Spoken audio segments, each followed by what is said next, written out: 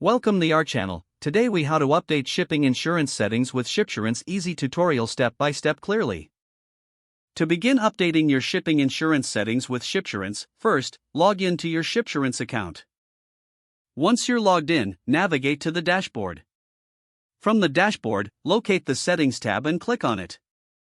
In the Settings menu, find the section labeled Insurance Settings. Click on Insurance Settings to open the configuration options. You will now see various options for configuring your shipping insurance.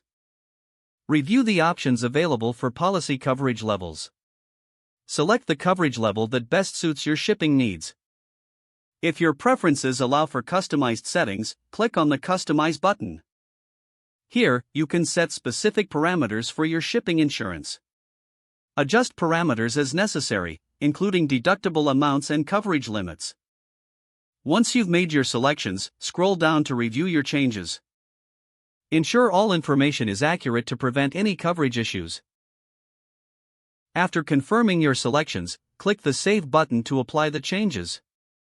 You will see a confirmation message indicating your settings have been updated successfully.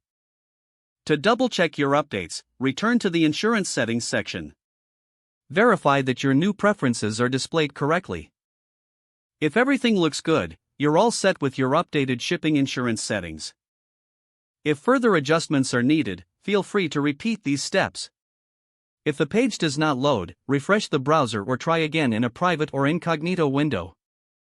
Make sure you are using the correct email address, then retype it carefully to avoid small typos.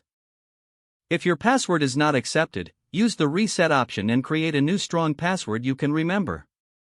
Check your spam folder for verification or security emails, then complete any requested confirmation steps. Enable two-factor authentication if available to improve account security and reduce unauthorized access risk.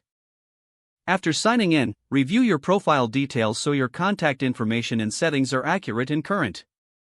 If you see an error message, note it down and try again after restarting your device and internet connection. Log out when you finish, especially on shared devices, to keep your account and payment information secure. If the page does not load, refresh the browser or try again in a private or incognito window. Make sure you are using the correct email address, then retype it carefully to avoid small typos. Don't forget to like this video and subscribe to our channel for more step-by-step tech guides.